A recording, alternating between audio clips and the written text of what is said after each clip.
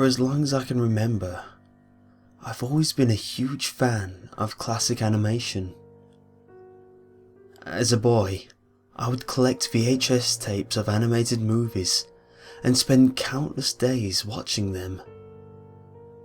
Whether or not I wanted to admit it, these films were a huge part of my life. Everything changed when I was about 9, on one fateful trip to my great-grandmother's house. My great-grandmother had an enormous conglomeration of tapes in her attic, complete with an area to view them. By the attic stairs, an old TV sat hooked up to a VHS player with a mattress in front, the perfect place to watch movies. I can recall on a handful of times we went to a house, but only one visit sticks out in particular. It's when I watched that movie. One evening, I was nosing around in her attic, looking through a movie collection for some animated movie I'd never seen before. Every title was familiar, and I considered watching Fern Gully until I noticed a tape resting on top of the shelf. It was without a cover, and the only marking on it was a sticker that read, "The White Door." I had never heard of this movie. Excitedly, I popped the video in the player and got comfortable. I had no idea what I was in for. The movie started with a victorious fanfare and a panning shot of some crimson-coloured clouds. As the clouds drifted past the screen, the music got more and more cheerful, until the clouds eventually raced off, revealing the title of the movie. Placed in the sky were massive golden letters that read, "The White Door." From the looks of the animation and quality of the music, I would guess the movie was made around the late 80s. The title sequence faded away and the opening scene began with a small, blonde-haired boy wandering through darkness until he came across a massive white door. He stopped before it and gazed upward curiously, examining the colossal entryway. The door opened and a heavenly light poured in all around him. With a hand over his eyes, he slowly ventured inside. Harp music presented the scene as the boy crept through the doors. The entire screen was overtaken by bright white light. The scene faded back in order to reveal the boy standing in a plateau of white, purple, and pink clouds. He was dressed in a white robe and had very small wings protruding from his back. It was, of course, implied that the boy had died.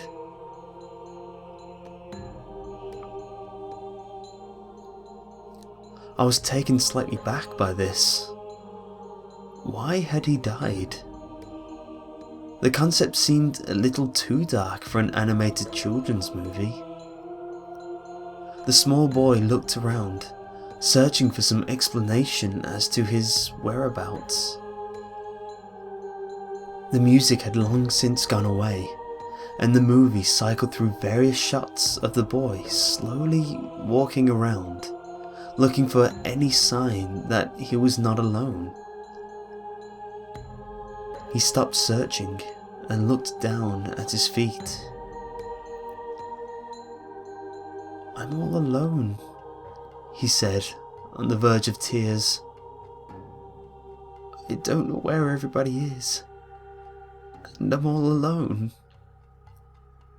The boy began crying. I want to go home!" He yelled several times, crying more and more with each pitiful shout. His crying was disturbingly realistic. He sat down on the ground and began bawling, "I want to go home!" I felt a chill race up my spine. This child was in agony. Absolutely alone in what was supposed to be a paradise. The boy's wailing was interrupted when a small brown dog ran by, grabbing his attention. Immediately his tears were dried and he began to follow the dog, cheering, "Chester! I can't believe you're here, Chester!" He skipped and laughed as he attempted to catch his pet, but the dog always seemed to be just out of reach. It may have been my imagination, but I noticed something strange in the background. There were clouds decorating the back scenery, blacked out as not to distract the viewer. But some of these soft shapes looked abnormal. As the boy ran, the clouds started to look like distant human silhouettes, silently watching him. The boy finally caught up to the dog and leapt forward, hopping to greet him with loving hugs. As soon as the boy touched the animal, he realized that it was merely a cloud that resembled the dog. It burst into white puffs. He began crying again, this time louder and clearly more heartbroken. He truly was alone. He continued weeping and did not seem to notice what happened next. A deep voice chimed in, offering this simple statement: "You know he cannot come with you." The screen immediately cut to black and the film began spewing a gentle noise. It sounded like gears grinding together, but I could barely hear it. I really should have turned that TV off at that point. I wanted to so very badly, but I couldn't move. My legs were glued to the floor and my eyes were transfixed in the screen. I simply had to see what was going to happen next.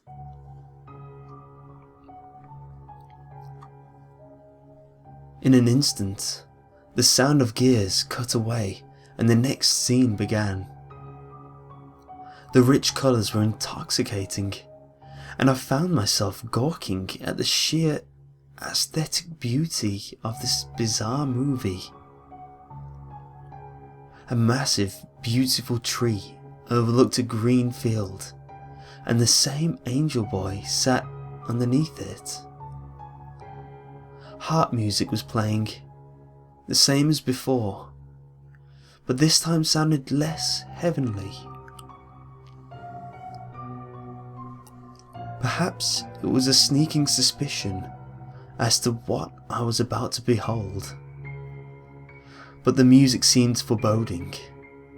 The great tree, as the boy called it, was listening to the boy's woes with great attendance and spoke back to him. The tree's voice was, for lack of a better word, creepy. It makes me shudder just to think about it. I really cannot explain it. It was one of the weirdest things I've ever heard. The tree would sway from side to side and speak in a quiet, muffled voice that was almost impossible to fully hear. It sounded like a man's voice, stretched to an impossibly high pitch, but muffled through some thick object.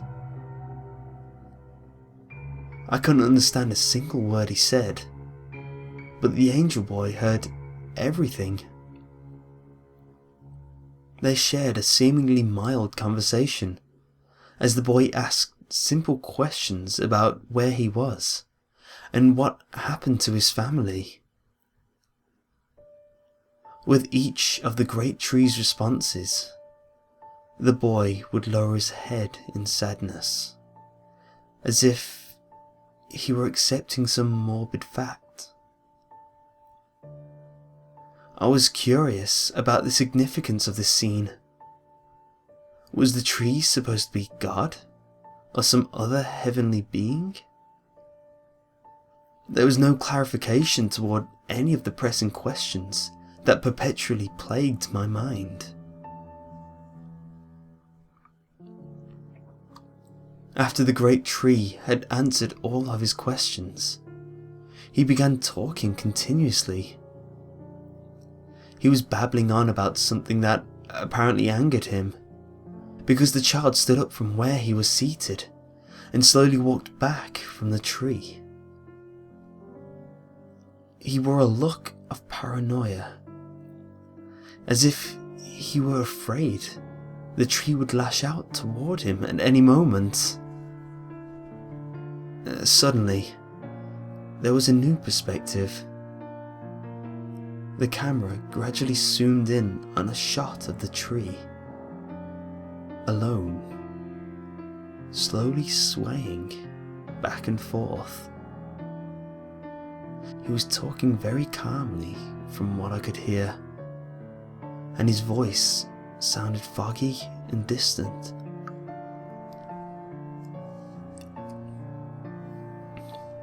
The boy began crying again, his wails heard from off the screen. His weeping slowly evolved into pain-induced screams, and he was shouting as loud as he could, "Stop it! Please stop! Help me! Help me!" My blood ran cold. This was the sound of a child being beaten. With every passing second, the boy was screaming louder, but the tree kept its calm disposition while gently swaying back and forth. I couldn't see the boy, but hearing him cry for help was unbearable. I was nearly in tears at this point, and I didn't want to watch anymore. So I got up to turn off the TV. But as soon as I moved, the screen went black and started playing the familiar grinding gear noises. This time, it was considerably louder. Amongst the loud metallic sound, I noticed a subtle oddity. I thought I could hear a very quiet voice whispering something, but any indication of what this was drowned out by the loud gears. What awaited me in the next scene shook me to the core. Without any graceful transition, the next scene forced itself into the movie, as if it was not intended to be there. Distorted music was playing at inconsistent volumes, and the entire colour scheme was off. Something was seriously wrong. Suddenly the music stopped. The boy was lying on the ground, arms crossed on his chest. His eyes were closed, and his face looked hollow. All around his body, roses perched out of the ground, arranged in a neat circle. The roses grew noticeably quick. In a matter of seconds, the roses were a few feet high, but all the while the child did not move. There was no life to him. The only sound was the occasional, ominous piano note, punctuating the silence. The roses grew very high, but all at once would go back to being small, restarting the cycle. The boy remained motionless. I was horrified. I watched with tear-filled eyes, cupping my hand over my mouth. In the last few seconds of the scene, the tree's muffled voice broke in, saying something I simply could not understand.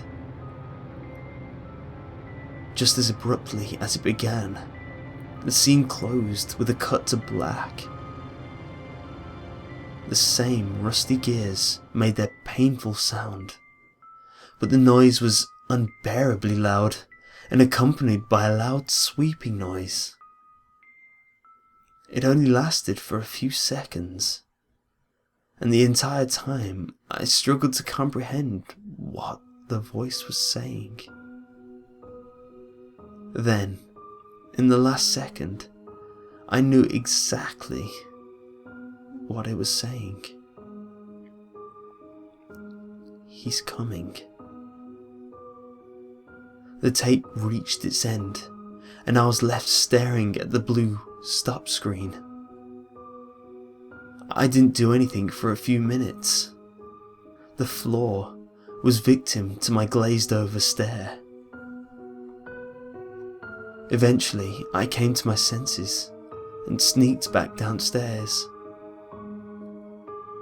I didn't want to talk to anybody about this, because I just didn't want to think about it. I tried to pretend it never happened.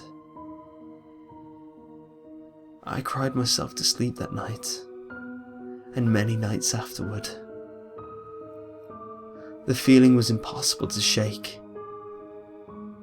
I still think about that movie, with every detail so vividly etched into the back of my mind. Sometimes I wonder if I ever watched it at all. Was I dreaming? Did it ever happen?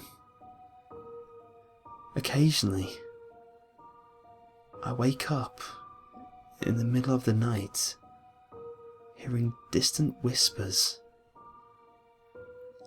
Every single time, it's the same thing. He's coming.